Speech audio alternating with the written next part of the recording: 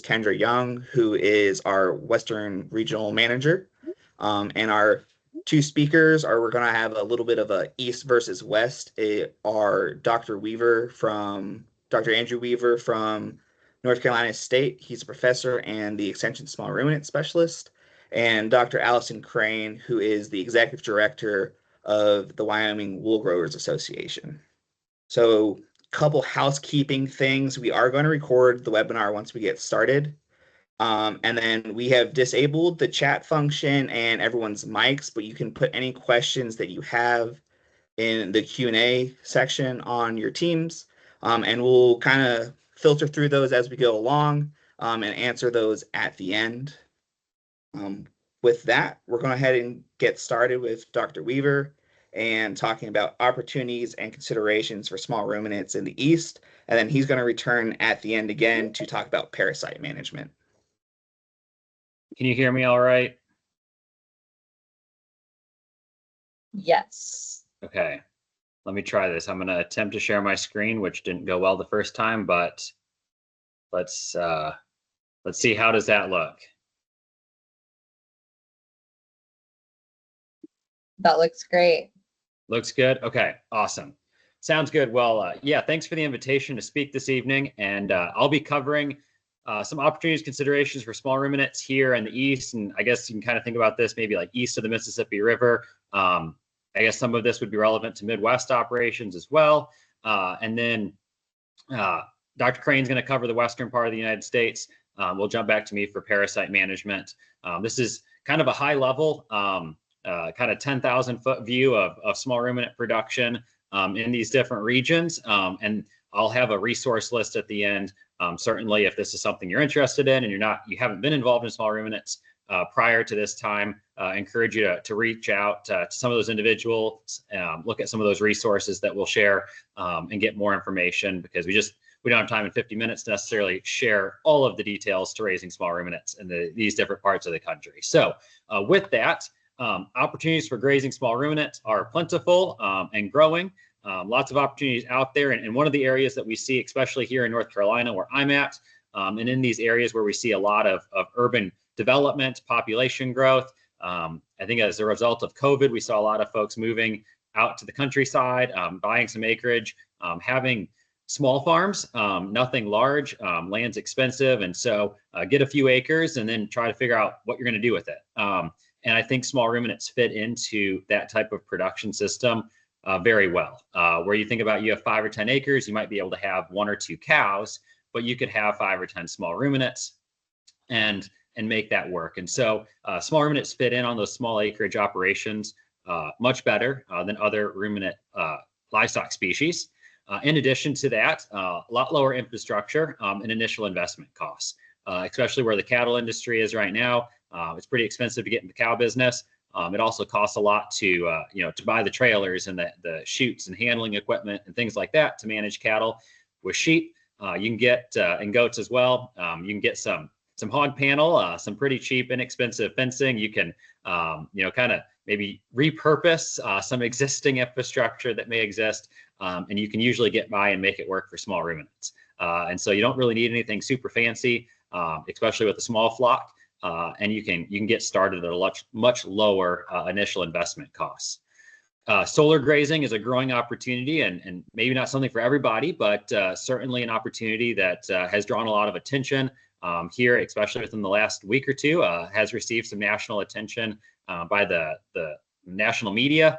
And so something that, is, especially for folks that may not have a lot of acreage, access to a lot of acreage, may provide that access and give them an opportunity to farm at a relatively large scale when they wouldn't be able to otherwise.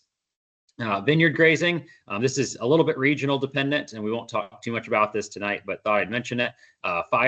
Grazing for fire mitigation, something that is much more common out in the western part of the United States, and very important and kind of a critical part, valuable part to managing fire risk in those regions. We don't see it as much here in the East, but certainly an opportunity if you live in the western part of the United States. And then maybe you're looking to diversify. Maybe you're already in the livestock business. Maybe you have cattle or other livestock species. Sheep goats provide an opportunity for diversification, increasing productivity. If we think about productivity per acre, instead of just productivity per animal, small ruminants can be integrated with other livestock species to increase total productivity per acre. So here in the East, we have a really strong demand for small ruminants and small ruminant products. We have a lot of growth within our ethnic populations. And we also have growth in more traditional consumer groups that eat a lot of lamb. And so where we look at, the graph here, the map there, you see the percent of total U.S. lamb sales broken out by region. And the majority of lamb sales, traditional lamb sales into restaurants, grocery stores, and things like that, is happening here on the eastern portion of the country, the Northeast, especially the Southeast, Mid-Atlantic, where I'm located, even in the kind of the Great Lakes region there. Detroit is a kind of a big population center. Chicago, big population center that consumes a lot of lamb, has a lot of folks there that consume a lot of lamb. And so there's a strong demand for lamb here in the East. If we look at lamb sales, dollar sales by city, kind of highlight major markets here. This is a list of kind of the major lamb markets in the United States. And I think I counted 3 out of the list here that are not located on a coast. So Chicago, Houston, and Denver would be the only 3 cities located or listed here that are not located on a coast. And kind of Houston sort of is. Anyway, lots of demands on the coast. Maybe not quite as much demand in the central part of the country, but that's where we do a lot of the farming and livestock production. And so there's an opportunity here to maybe grow more local food supply, support lamb production, goat production here in the eastern United States, New York, accounting for over 9% of all, total U.S. lamb sales. We also have a growing slaughter capacity here on the East Coast. So this is commercial sheep slaughter, so federally inspected slaughter. In 2014, you can glance at the numbers here. The darker states are the states that have higher slaughter capacity, and we look at the shift from 2014. This is to 2024. So the map on the lower right shows commercial sheep slaughter in 2024, and I know the numbers are a little bit small there, but if you look at those states in the East and the relative change in slaughter capacity between 2014 and 2024. You see a pretty significant increase in the states here in the eastern United States. North Carolina, where I'm located, we've over tripled our sheep slaughter capacity in the last 10 years, went from 15,000 to almost 52,000. And so I think we rank 5th for increase in sheep slaughter capacity nationally over the last 10 years. Ohio has seen a huge change. Pennsylvania's seen a big change, and then increases, in New Jersey, New England as well, New York, and some of those other states. Again, they're all here in the eastern northeast region of the country. So again, just more incentive to increase production here on the East Coast and supply lamb here that's maybe more locally rather than ship it in from other parts of the country. In addition to more of this kind of traditional type lamb production, we have a significant, very strong non-traditional market. So this would be the lamb that's going into ethnic markets, ethnic sales. These are generally lighter weight, younger animals being sold maybe direct to consumer, sold as live lambs or whole carcasses straight to that end consumer. And so here in this market that really dominates our industry here in the East, ideal market weight for lambs is generally between 50 and 100 pounds, kind of depends on the time of year and the holiday. Goats, a little bit lighter, 50 to 70 pounds. And we don't really see, and kind of just a technicality, you don't really see a traditional, non-traditional goat market. There's just the goat market, but the goat market is very reflective, similar to what we describe the non-traditional sheep market as being. And so when I talk about non-traditional lamb sales, you can kind of fit goats into that category as well. Generally 3 to 7 months of age, again, kind of depending how they're raised and where they're going. They're sold live as far as whole carcasses. Most of these are marketed through sale barns, maybe through some small, medium-sized processors in a given state or region. The religious holiday, the timing of these holidays plays a big part in demand, in prices, and understanding when these holidays fall and preparing in advance for them is really critical to getting premium prices for the animals that you're producing. You could be a week off and have a significant change in demand, a significant change in the price that you're going to receive for those lambs or kids that you're going to sell. So it's really important to understand when those holidays fall. Most of our Muslim holidays move forward in the calendar year by 10 to 14 days every year. So that's another thing to remember. Easter is relatively consistent, sometime between late March and mid-April. But the Muslim holidays are going to shift forward. And so if we're used to selling animals at the same time every year, that might work for a few years. And then when that holiday moves up, all of a sudden we're a week too late. So it's really important to understand when those are. There's some resources out there, and we can get those to you if you're interested in a list of when those holidays are going to fall over the next few years. This non-traditional market's growing and now represents about 60% of the national lamb supply. So where it used to really be centered, here on the East Coast, Texas, the population centers, we're seeing a lot of lambs, even from the central part of the country, be hauled out to these ethnic population centers to be marketed through these non-traditional channels, just because of the demand that exists. So strong market, opportunity to raise more sheep in this part of the country. In addition to the demand that exists here, we have a relatively long growing season, which is favorable for a long grazing season, being able to keep sheep out on grass, minimize input costs, minimize the amount of hay feeding that's done. We can get away with sometimes minimal infrastructure because we're able to have those animals out and have them grazing for the majority of the year. In addition, we're here in the fescue belt. I'm kind of on the eastern side of the fescue belt. Kentucky 31 tall fescue we could do a whole webinar just on that, but it's a forage that has a symbiotic relationship with a fungus, and unfortunately can cause some toxicity issues, and we see that in cattle. And so we have to be pretty careful, especially with cattle, and grazing it and timing and when we graze, how we graze, and how we manage that forage. But we don't see nearly the same impacts to our small ruminants. So sheep, goats do very well on Kentucky 31 tall fescue. They're not impacted to the same extent that we see with cattle. So they're more adaptable to it, which is a huge opportunity here across kind of the mid-Atlantic region all the way across to Missouri, where we see fescue being the primary forage that we have to work with. When we think about existing cattle operations in terms of integrating small ruminants with those cattle, there's opportunity to integrate them together and manage them in a multi-species system. That can be extremely beneficial for a multitude of reasons. There may be also an opportunity to get out of the cattle business, get into small ruminants. If we actually look at profitability per acre, even with a pretty strong cattle market, sheep and goats are oftentimes more profitable on a per acre basis than cattle. And I know that's kind of a bold statement to say right now with the cattle market where it is, but cattle market may probably not going to stay there forever. And if we look over long-term averages, sheep, goats in general, very profitable per acre. And so there's opportunity there. Better fit for small acreage operations. We talked about that one, and the opportunity to take advantage of less infrastructure requirements and solar grazing opportunities are plentiful and growing.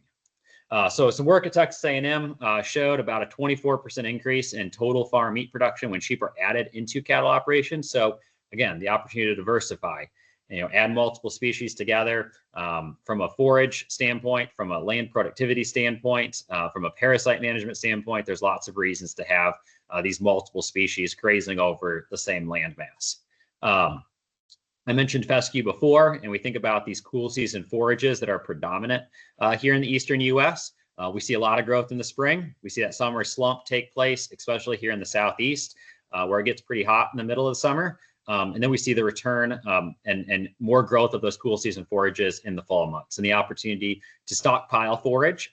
Tall fescue, one of its greatest benefits is that it grows here in the fall, and then it maintains its quality into the winter months after a freezing event. So you can essentially store it in place. You can store it in your pastures, stockpile it there, and then come back and graze it during the winter months. And so we'll stockpile fescue this time of year and then graze, all the way through January, February, depending on, winter conditions, how much fall growth we got. So if we think about how sheep can fit in and goats can fit into a tall fescue-based system, they fit that tall fescue cool season growth curve really well. So we can breed them in the fall when they like to breed anyway. They're seasonal breeders. And so they're going to be more fertile in the fall. And so we can breed them on high quality stockpiled forage during the fall and early winter months. They're pregnant during the winter and an early to mid gestation ewe and doe, the requirements are still relatively low. We don't see a big increase in nutrient requirements until late gestation during the last 30 to 45 days.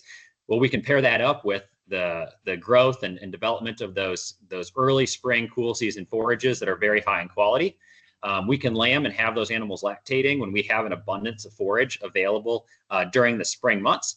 And then when that summer slump starts, we start to lose quality in our forages, we start to lose quantity in those cool season forages, we can wean those ewes. Now we just have open ewes that we can manage through the summer months with very low nutritional requirements, kind of get them through, even through drought, we can get those animals through some pretty rough conditions. This system also works in a fall lambing system. We could breed them during the spring flush of grass and have them lamb and lactate on stockpile grass during the fall and early winter months. And so it works with both the spring and fall lambing system and really fits a small ruminant system in terms of their gestation length of lactation and things like that very well. In terms of opportunities to mitigate challenges, manage risk in our operations, the opportunity to have a diversified multi-species type operation is an opportunity to decrease parasitism. Cattle, sheep don't share worms, and so one's kind of a vacuum cleaner for the other. We'll talk more about that later. Decreased predation, and Dr. Crane's going to talk about this one here in a little bit. But cows, if they are truly grazing together as one mob with our small ruminants, may offer some protection from predation challenges. And then where I really think there's opportunity is through diversified marketing. Avoid putting all your eggs in one basket. If you're diversified, you have small ruminants, you have cattle. When the market's good for one, you can take advantage of that. When the cow market maybe isn't so good anymore, the sheep market, the goat market might be really good. And so we're not just, set in one commodity that we're working with. We have more consistent cash flow because we're probably marketing those animals at different times of the year. And so that's an opportunity as well. So really, there's lots of reasons from a marketing standpoint, an enterprise, an economic standpoint to have multiple species running on our operations. We've seen a lot of growth here in the East for these reasons that I've outlined, and it's being reflected in population growth of sheep here in the Eastern United States. And so that's an exciting time for small ruminants here. It's not just all rainbows and butterflies. There are some things to consider, some challenges that we deal with and we have to work with. Parasite management's a big one. I mentioned we have a long growing season. That's great. But it's also a long growing season and a very favorable environment for parasite development. So we need to be conscientious of that. Predators are an issue. And Dr. Crane's going to talk about predators out west. We still have predator issues here in the East as well that we need to deal with, primarily coyotes and domestic dogs. Fencing infrastructure. The saying goes, if it doesn't hold water, it won't hold a goat. Goats are notoriously hard to contain. And so that's something to be aware of. Sheep are probably a little bit easier to keep in. So if you're trying to decide between the two species, depending on what type of fence do you have, that might sway my decision one way or another. If I've got some woven wire, really good perimeter fence, goats may work. If I'm running high tensile electric fence, sheep are probably going to be the option that I lean towards just from the ability to contain them, and they're a little bit easier to contain. Land access is a challenge here in the East. We have a lot of competition from row crop production as well as urban growth. And so those two things lead to really high land values, and it's pretty hard to get your hands on affordable land. And so most of us are working with relatively small acreage. And so the opportunities, things like solar grazing, to get access to larger sites, larger acreage, and take advantage of that is a big opportunity. And then we deal with really wet forages. And so this is one thing I've come to kind of understand and respect more so as time goes on. And talking to folks out west and learning kind of their production systems kind of makes me appreciate and understand these differences more. We look out at the pastures here in the Eastern United States, and you see lush green grass, and it looks wonderful. And I've had folks say, you must be able to graze year round, and you can have, just an unlimited number of animals out on your pastures. And it would appear like that. The challenge we deal with is a lot of our forages are generally only, 10 to 20, maybe 25% dry matter. So about 75, 80, sometimes more, 85, 90% of what you see out there in your pasture is actually just water. So that means 80% of what those animals are eating every day they're literally eating water. And so really high water content in our forages. Small ruminants require more nutrient dense feedstuffs than cattle. And so that's something to be aware of, conscientious of.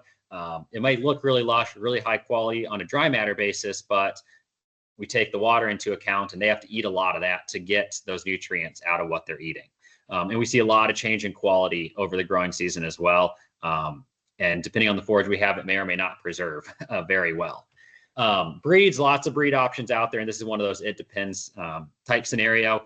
If you're here in the Southeast, the further south you get, probably hair sheep, Katahdin, St. Croix, Barbados Black Belly, probably going to work better. Midwest operations, you get a little bit further north, maybe north of the Ohio River. Polypays become much more prevalent. Very productive maternal breed. They do have wool. They do need to be shorn. So that's something to be considerate of. From the terminal standpoint and what we cross these animals to get high quality market lambs, we see Texels as a pretty popular breed. They're not always the easiest to come by. Suffolk sheep are very popular. Maybe some more parasite challenges depending on the Suffolk. So something to be aware of there, but a very fast growing, kind of larger framed, high cutability type breed there. Dorset sheep fall somewhere in the middle. They're a dual purpose breed. They have some good maternal attributes. They also have some favorable terminal attributes, and they can be used in either scenario. On the goat side of things, we see a variety of different goat breeds raised. Kiko and Spanish goats, probably the foundation from a maternal standpoint, a fitness and survivability standpoint. We see more boar genetics being used on the more terminal side and in our show goat populations. Production systems, one of those it depends type scenario. And I'm not going to spend too much time here just because I'm not going to tell you one way to raise sheep and your operation may look completely different. And so there's lots of variation across the East. We see sheep being raised in confinement that may never go outside. And, you know, over the course of a year, we see other sheep that are outside 365 days a year that lamb on pasture, do everything on grass. We see a lot of operations that are kind of that hybrid where they might come inside for part of the year. Maybe they lamb, you know, shed lamb in that barn, go through a jug system. When the grass greens up in the spring, they go back out and they graze all summer, and then they come in the winter. It really depends, and we see all variations of production systems. So, you know, how we make use of the land resources we have, it's expensive. So what does that look like? And how do we work with row crop producers to maybe graze some residue, work with solar grazing opportunities, take advantage of small acreage, and a long growing season to try to get the most out of grazing we can, but also integrate maybe some dry lots or barns as needed, depending on the region that we're located in, to make sure that our animals fit the productivity level that we're expecting. And we breed and select animals that fit our production system, that thrive in the production system that we provide them with. So again, here, reach out to some local resources if you want more information and have any questions about what your system might look like. So with that, I'm going to stop sharing and turn the floor over to Dr. Crane to share a little bit about Western production systems.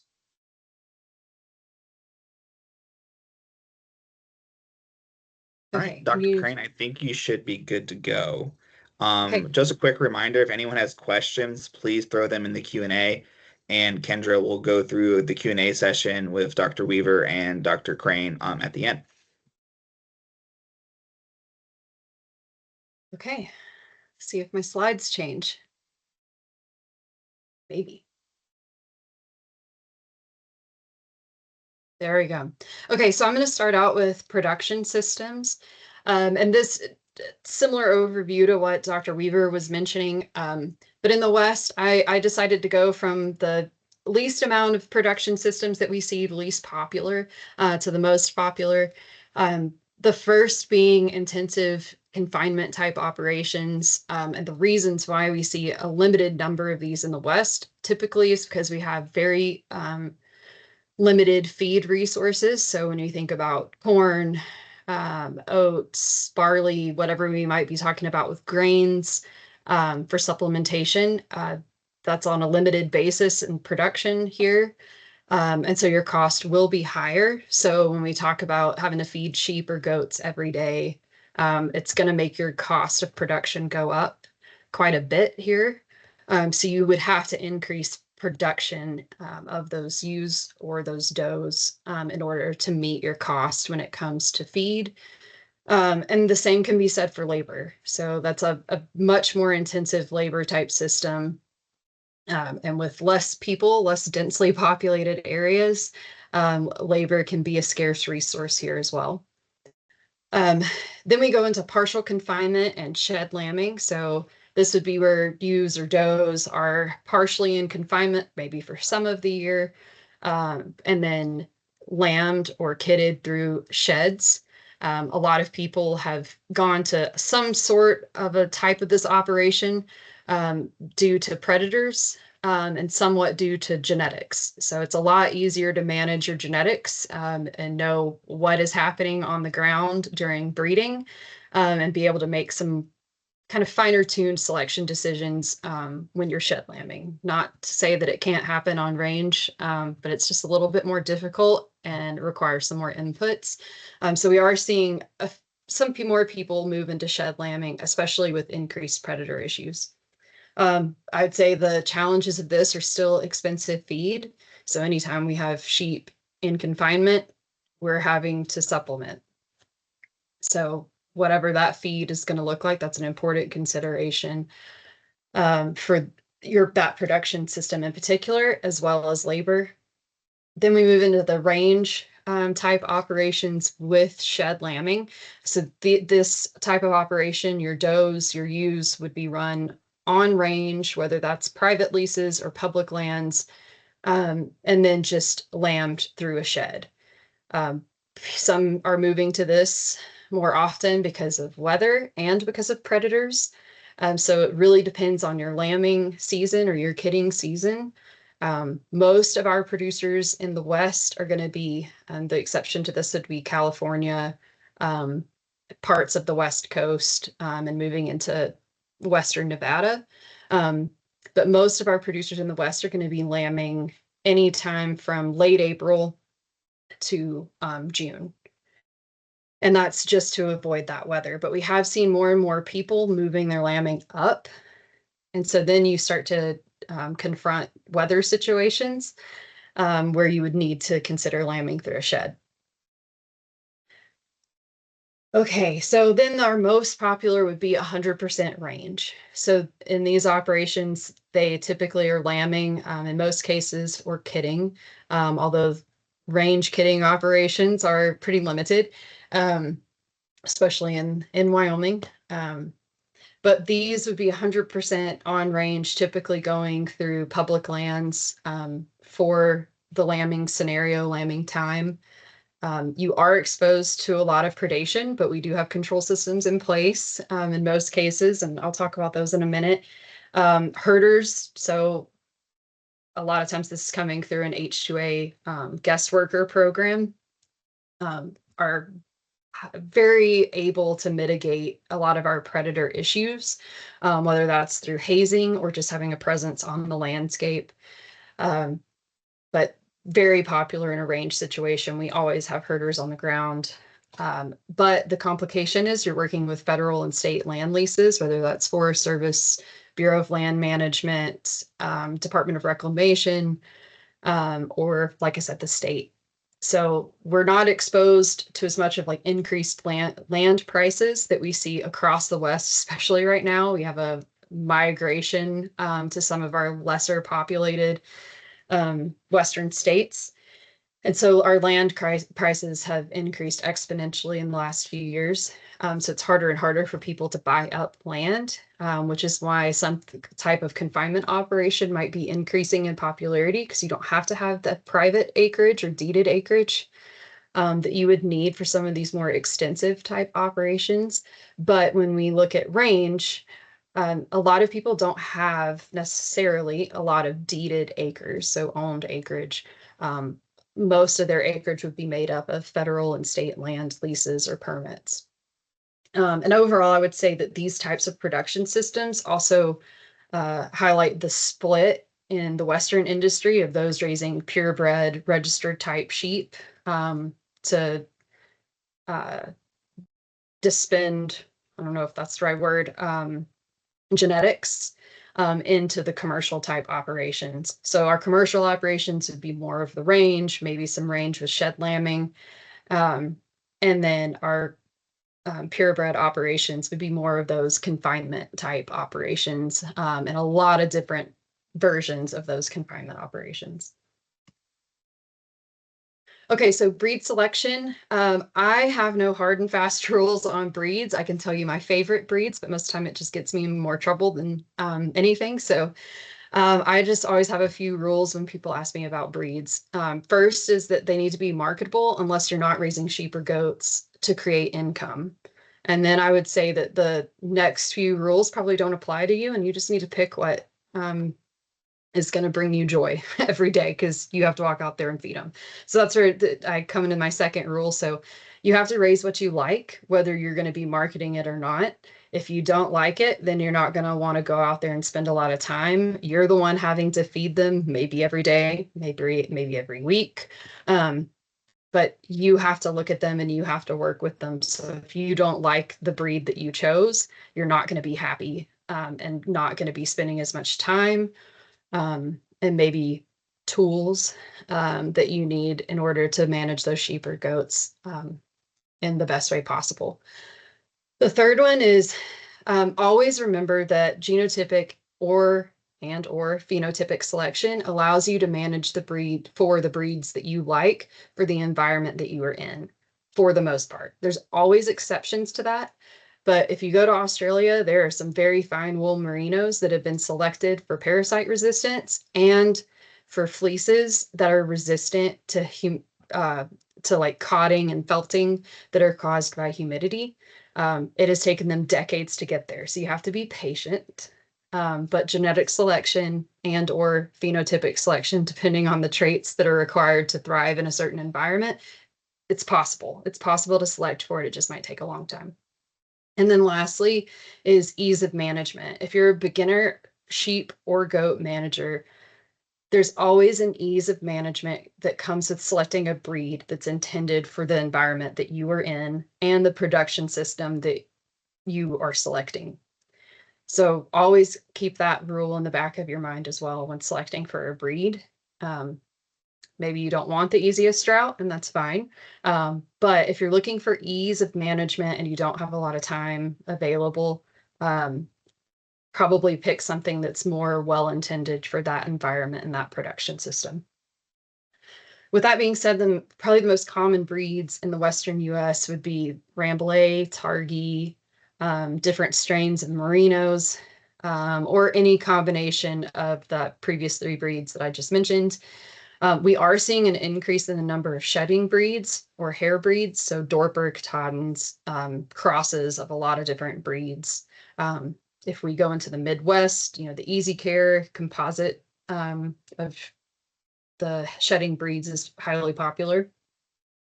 And then when we move into goats, we have a lot of Boer goats in the Western US, a lot of Kikos, a lot of Spanish, and a lot of crosses of the three. And then you can insert pygmies and Nigerians into all of those crosses too. We kind of see it all. Okay, so my kind of why for sheep or goats in the Western US that I just really wanted to hit on in this presentation was that whether you're a cattle producer or you're a sheep producer or you're a goat producer, you can incorporate one of the other three into your operation. And it's highly beneficial for the landscape. And we're seeing more of an opportunity in the West, policy-wise, when we look at grazing forest lands, when we look at grazing BLM, state lands, we're seeing a lot of the policy open up to what I guess a lot of us have known that look at sheep and goats grazing. We've known it for a long time, but they're highly beneficial to the landscape because they're diverse grazers. So they have really unique grazing behaviors, sheep and goats, that is, that are particularly advantageous when looking at targeting certain grasses or forbs or shrubs And sheep and goats in particular have a really high tolerance for a lot of the chemicals that we see in plants that are harmful and or toxic to cattle, or just result in very low palatability of that plant to cattle. So what can be undesirable to a cattle producer on a landscape is actually highly beneficial to a sheep or a goat producer. And so it's an opportunity for grazing. So in the West, we don't have a lot of improved pastures.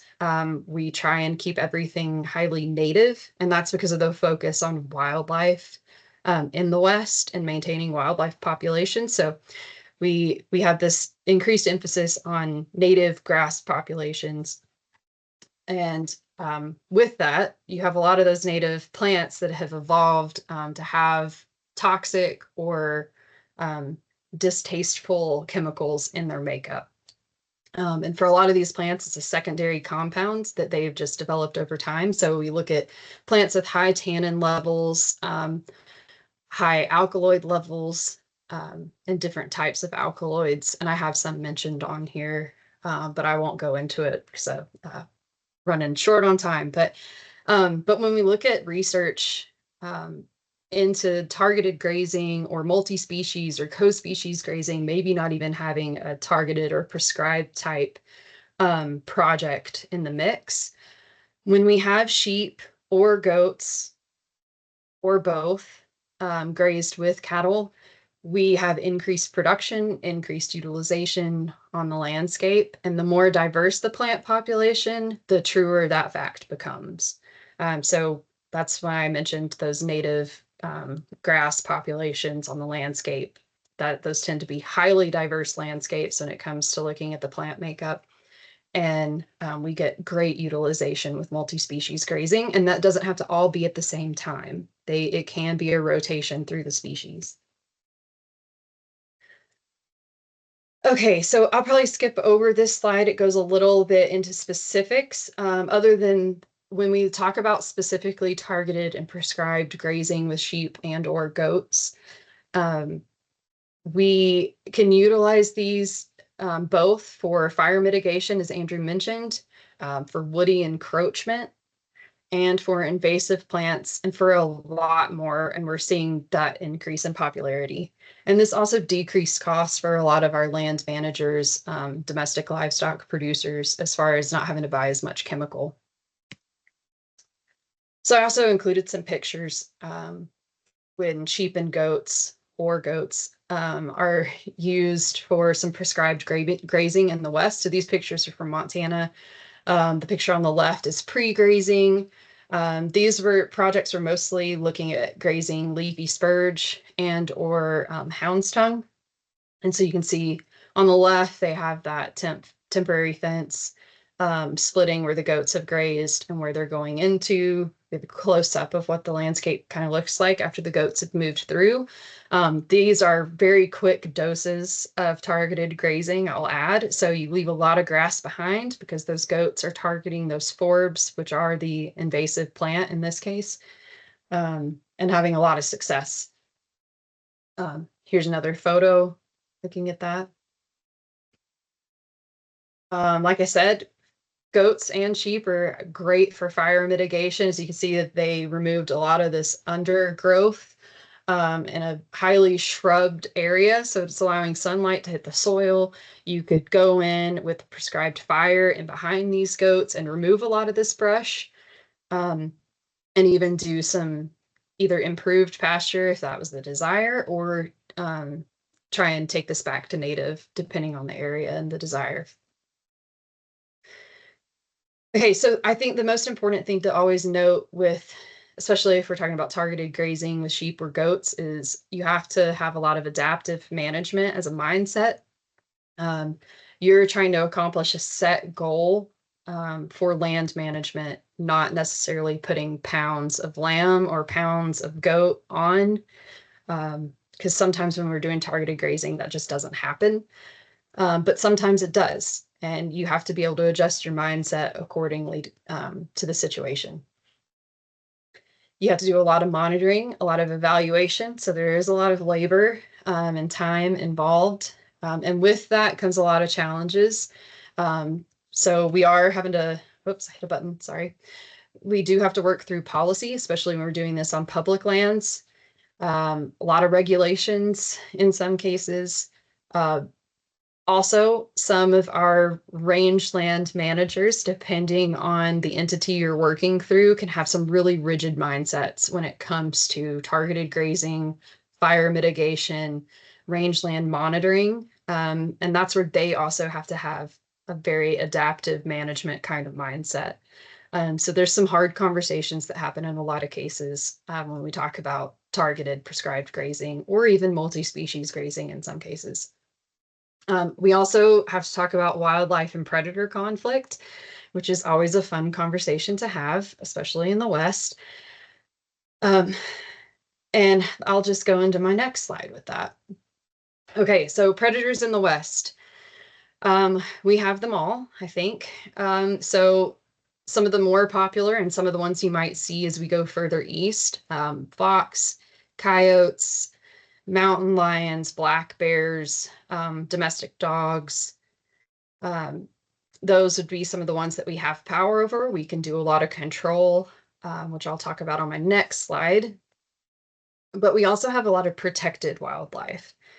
So the confines in which we can control those or mitigate even the conflict between these wildlife species and domestic sheep or domestic goats is very limited and very political.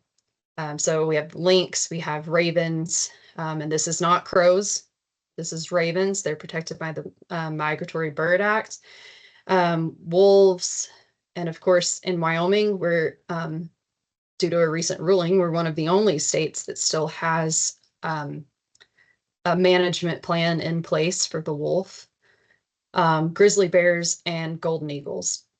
And I just wanted to mention that golden eagles are doubly protected because of Migratory Birds Act and the Golden and Bald Eagle Act. We also have the complication, like I said, of other wildlife that aren't necessarily predators, which would be the bighorn sheep, sage grouse, and there's a few others too, but those right now would be our two biggest wildlife conflicts when it comes to grazing, especially on public lands. So I just wanted to mention, so Wyoming, the Wool Growers Executive Director, which is my position, is also the Executive Director of the Wyoming Association of County Predatory Animal Boards, which has been around about 20 years. And so they actually coordinate with all of our county predator boards, our statewide animal damage management board. And we do a lot of outreach, a lot of lobbying on behalf of wildlife services and our statewide predator control programs. Okay, so with that, predator management in the West is a giant working group, I guess is the best way to say it. Our county predator boards work closely with our state association of predator boards, like I just mentioned. We work extremely closely, and Wool Growers actually houses a contract with Wildlife Services, who utilizes lethal and non-lethal tools for predator management across the state and across the West. Wyoming is really big on working groups, as are some of the other Western states. And so whenever we have an issue that we need to confront, whether that's with wildlife in particular or a predator, a lot of times we just have a working group in place. It's a statewide working group with people from all of these entities and also from wildlife associations or nonprofits. We also work really closely with Wyoming Game and Fish. And I would say the challenges is the public encroachment on our working lands, and also the loss of connectivity of migratory wildlife patterns, and just subdivisions. They're popping up everywhere. And with that, you get more and more people that have a conflict with agriculture. And then, of course, the lack of understanding of management. So some of the ways that we mitigate some depredation across the West, so fencing. And one thing you have to remember is most of the West is going to wildlife-friendly fencing, which if it's wildlife-friendly, most of the time a sheep and definitely a goat can get through it. And so that's one of the issues we're working through right now. Fladry is mostly used for wolves, visual auditory deterrents, which a lot of our wildlife is intelligent enough that they get used to over time. So you have to keep changing that up. Hazing is a form of non-lethal predator management. Carcass removal, so anytime we have deads on the ground, dead livestock on the ground, being able to move those away from the live animals so that they're not attracting especially large predators. Night pinning is becoming more and more popular. That's labor for your herders. Herders are a wonderful tool, a non-lethal tool on the landscape. And of course, livestock protection animals, so dogs, llamas, donkeys are all extremely popular across the West. And then finally, of course, lethal removal of the animal. And even with some of our protected species, we have permitted removal programs that we work really closely with Game and Fish and Wildlife Services to accomplish. And with that, do you guys want me to go into my marketing considerations, or do we want Andrew to go into parasite management?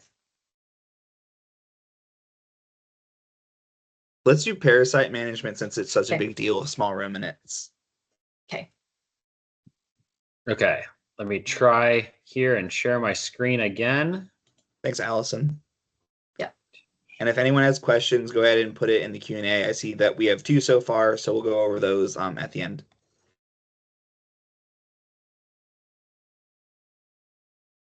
Oh, let me see here. What's it unhappy about? Oh, come on.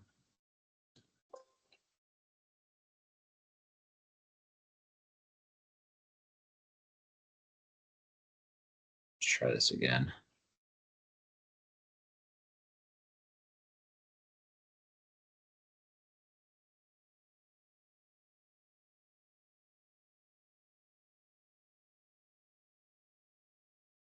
See if I can go to presenter mode. Oh, Allison, you might need to cover your marketing slides while my computer gets fights me here.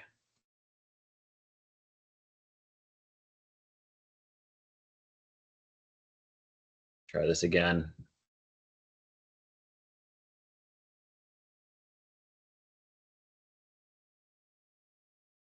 Okay, my I'm able to open it here. So let me go share that.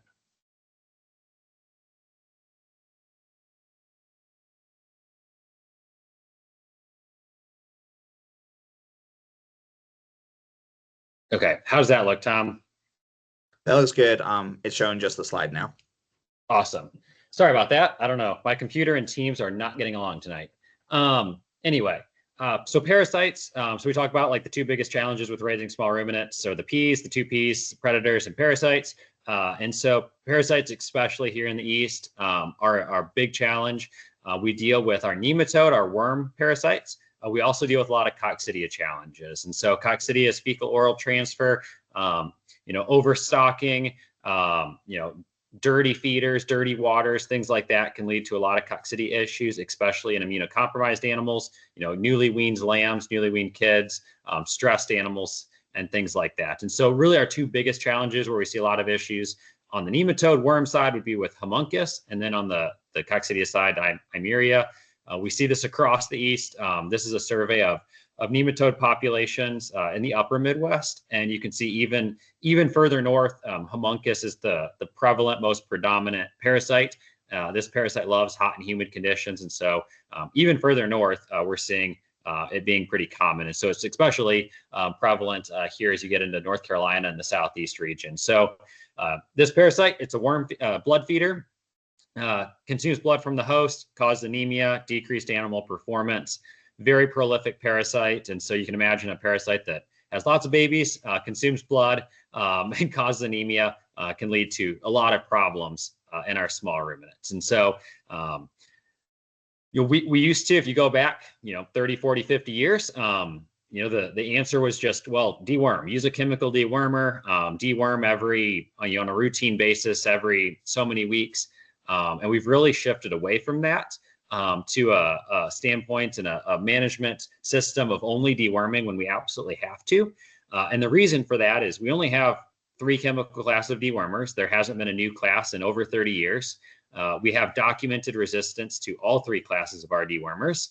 And so we really can't count on chemical treatment. We want to reserve it for when we absolutely need it, but we can't rely on that as the silver bullet to cure all of our parasite problems, because a lot of our parasites don't even respond to the treatment. And so I have the 3 classes listed here, and some of the some of the dewormers, that are listed within each one of those classes. Keep in mind the mode of action is similar between the classes or within a class, and so when one dewormer in one class stops working, generally all the dewormers in that class are no longer effective. So we need to really actually think about using dewormers in combination with one another rather than using one single dewormer.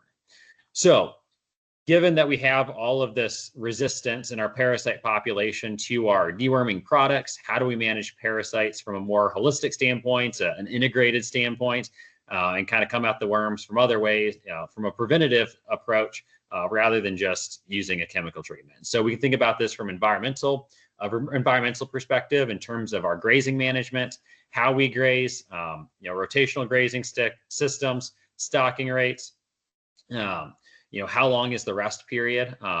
And so there's a lot of factors here. Supplementation and some nutrition can go a long ways in parasite management. From an animal standpoint, targeted treatment and combination treatments, only treating those animals when they absolutely need treatment. And then when we do need to use that treatment, use a combination treatment of multiple dewormers so that we get the most effective treatment possible. Copper oxide particles have been shown to be effective against homunculus populations. And so integrating the use of those copper oxide particles in combination with some of our chemical dewormers, they can work together to be that much more effective at eliminating that parasite infection. And then genetic selection, I think, can go a long ways. If we can just breed our animals, select our animals to be more naturally parasite resistant, I really think that's maybe the best approach. And I'm probably biased in this area because I've done a lot of work here, but I think if the industry can really accept the tools we have to move forward in breeding animals that are more naturally resistant to the parasite, that's just going to lessen the amount of treatment that they require. The interventions that we have to provide in those animals are they're lower input. We can be more hands off, and it's just best for everybody.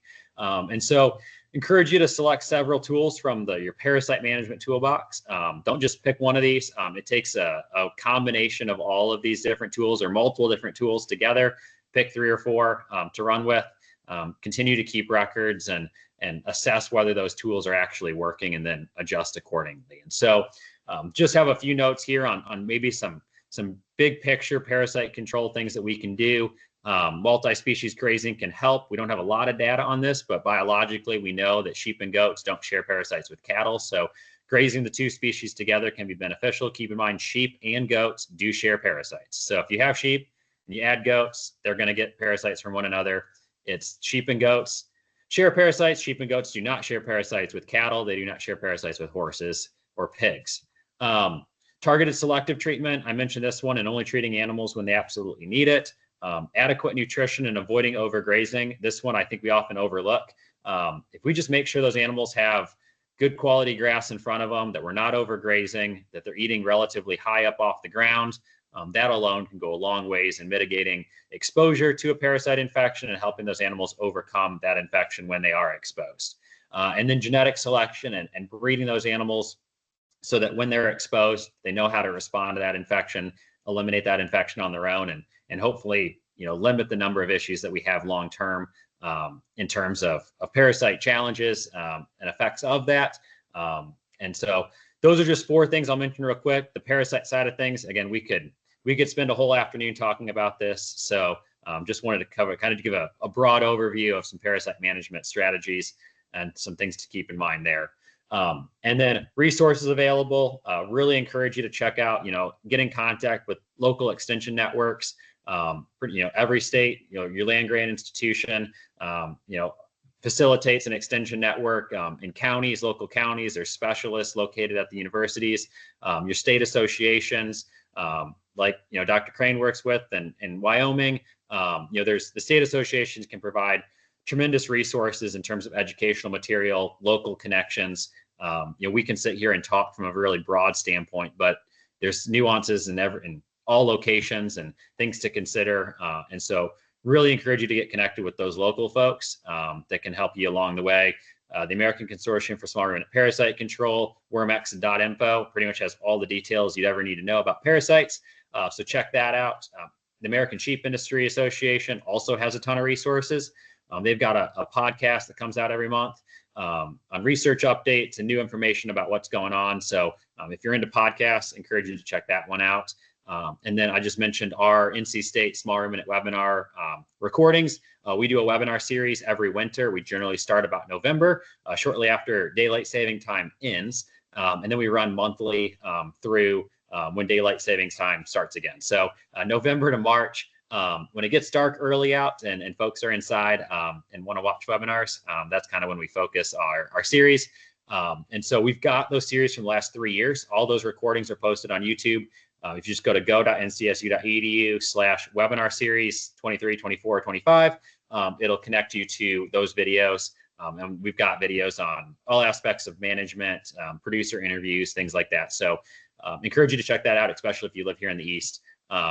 Those resources are probably tailored to more of the Eastern United States, but yeah, if that's something you're interested in, I want to include the links there. So with that, open it up to questions, and I'm happy to stick around here for a little bit and answer any questions you might have. So Thanks, Dr. Weaver. I'm going to throw Kendra and Dr. Crane on the screen now. And Kendra's going to go through the Q&A and the questions that were in the chat. And if you guys could take turns answering them, that'd be awesome. Maybe we will. My Teams is now eating questions as well. It's not just Andrew tonight. So first question, is there any good data sources for parameters on domestic sheep and lamb meat consumption, such as who's eating it, the sale outlet, consumer preferences for certain cuts, etc.? Yes, I saw his question come in, so I just went ahead and looked it up so I could tell him. So American Land Board typically puts out survey information, if not every year, every other year or every few years. It kind of changes. The one that, if you just Google American Land Board survey, the first one that popped up for me was from 2021, but it has quite a bit of detailed data on consumption, what people are purchasing, why they're purchasing, timeline, all of that kind of stuff. So lots of information. Typically, most of that's coming from American Land Board, though. Awesome. Second question. Thank you, Allison. Second question, are you seeing greater benefits when running multi-species flirts versus leader-follower methods of one species followed by another? I mean, I think it depends on your system and whether you have sheep or goats with the cattle. And so I've seen both.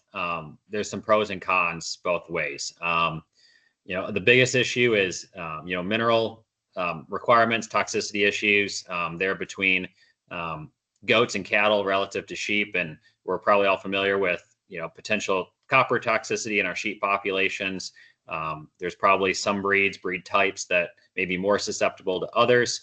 And so that's something to keep in mind, especially if we have animals together. How do we provide a free choice mineral when those species are in truly one mob?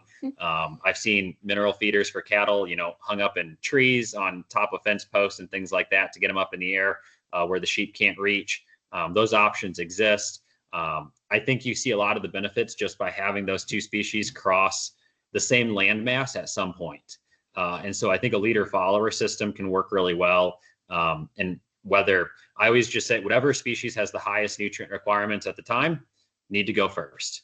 And so you have a bunch of mature, open, dry, they shouldn't be open, but dry cows, dry pregnant cows, and then you have some lactating ewes. I'm going to run my lactating ewes first, and then bring the cows in behind them. If I've got maybe a group of dry ewes and some growing replacement heifers, I'm probably going to run those heifers first and then bring the sheep in behind them. So there's a lot of it depends with that. Yeah, I think just having the two species or three species cross the same landmass at some point can be beneficial, whatever that looks like, whether it's all at once or in two separate groups.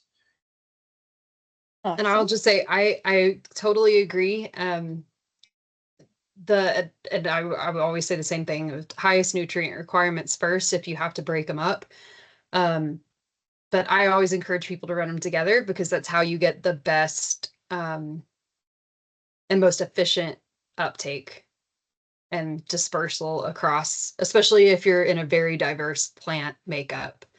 One of the main complications that we see is if you're using especially guard dogs that are not habituated to sheep and cattle grazing together, they will separate them for about the first, on average, 2 weeks-ish, like 10 to 14 days, they will keep them separate. But the sheep especially, and I say sheep and not goats because I don't have experience on the goat side of this, but I assume the goats would be the same way. But they do learn that if they stick with the cattle and kind of ignore the dogs until the dogs get used to it, that they will suffer less depredation. So there is that complication as well. Awesome, thank you. Just a reminder, we only have one more question typed, so if you have a question, please type it in the Q&A. So last question that we have so far, maybe.